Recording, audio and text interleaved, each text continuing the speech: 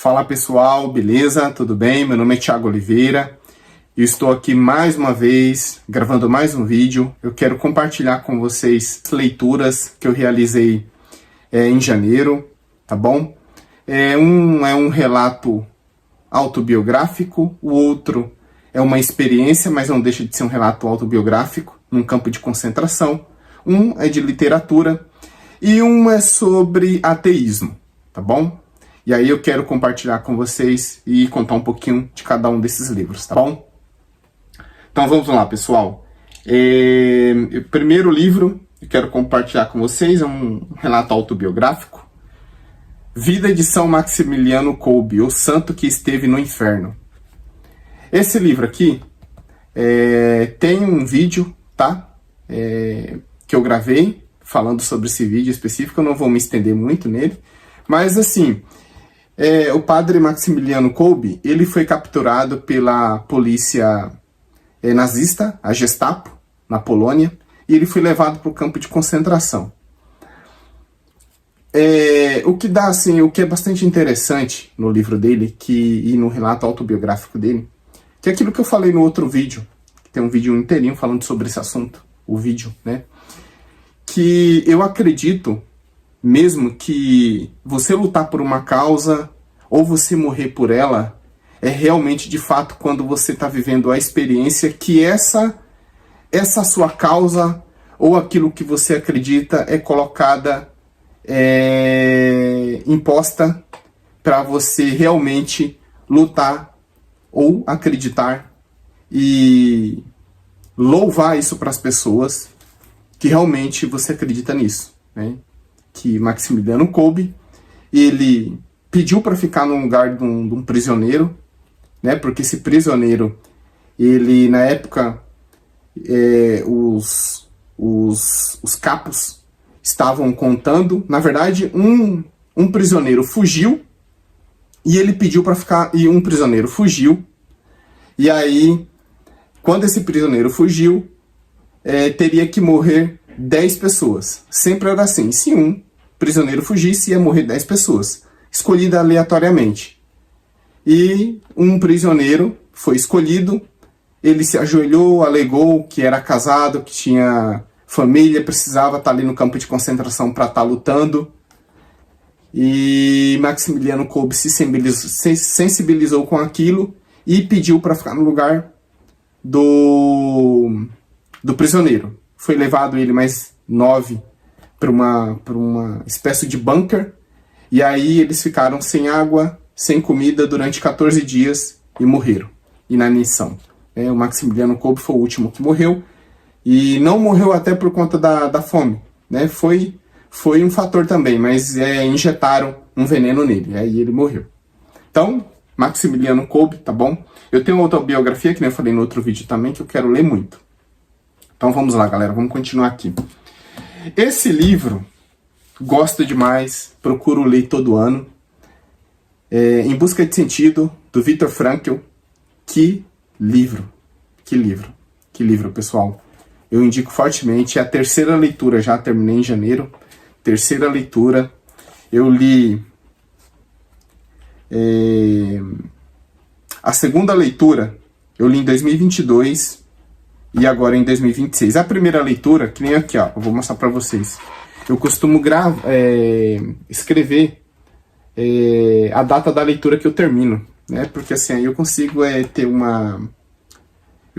ter uma espécie de informação das minhas leituras. Eu li esse livro em tal ano, pretendo reler ele daqui 1 ano, 2 anos, é assim que eu faço, tá? E aí, a primeira leitura que não tá aqui, eu esqueci. Eu não sei se eu li ele em 2020 ou foi 2021, mas eu acho que foi 2020, tá? Mas eu não quis escrever aqui não, porque eu fiquei em dúvida. Mas galera, livro extremamente importante. Ele vai comentar a questão dos relatos que ele viveu dentro do campo de concentração nazista também. Ele foi preso na Áustria. Viktor Frankl é austríaco. E engraçado, eu quero gravar um vídeo só falando desse livro, tá? Mas aqui eu vou dar um pitaco, tá bom? Porque o Viktor Frankl, ele deu para entender através de outro livro que ele tem, que ele já trabalhava com jovens na questão do suicídio. E ele vai viver isso na prática dentro do campo de concentração.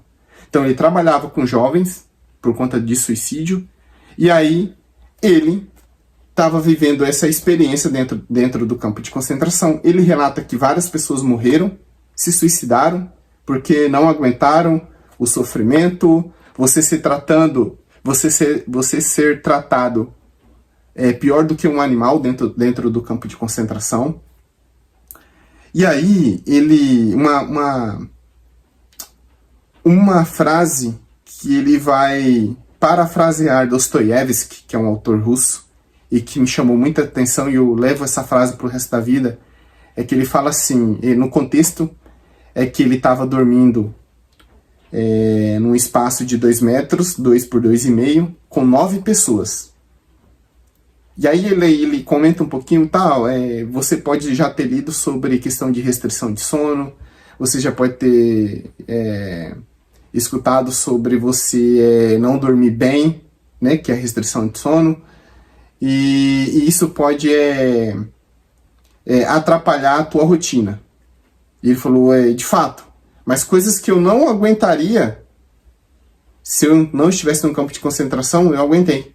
Ele fala isso. E aí é a frase de Dostoiévski que ele cita, e ele vai falar assim, galera, que o ser humano é o ser que mais se habitua. Só não pergunte de que modo. Né? E foi o caso dele. Ele conseguiu se adaptar, mas em condições desumanas que uma pessoa pode se adaptar.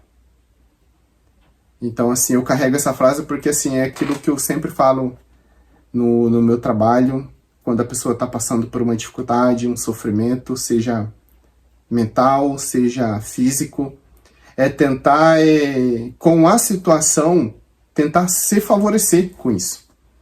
É difícil, é extremamente difícil, mas pelas experiências de outras pessoas, galera,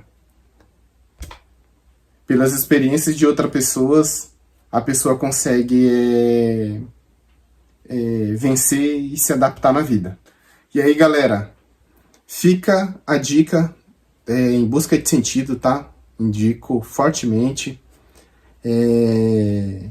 Às vezes você está passando por uma situação extremamente difícil e às vezes você não sabe lidar com a situação. Viktor Frankl, ele mostrou um pouco na prática. Um pouquinho não, né? Muito. O terceiro livro, pessoal, é do Richard Dawkins, tá? Eu falei que era sobre um ateu, né? Sobre o ateísmo. Deus, um Delírio, de Richard Dawkins. Quem tem interesse no tema, indico fortemente, até para você conhecer o pensamento dele, o que ele pensa sobre a religião, o que ele pensa sobre Deus, o que ele pensa sobre outras religiões.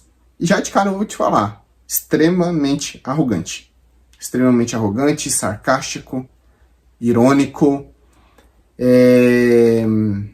faz vista grossa para pedofilia, tem um determinado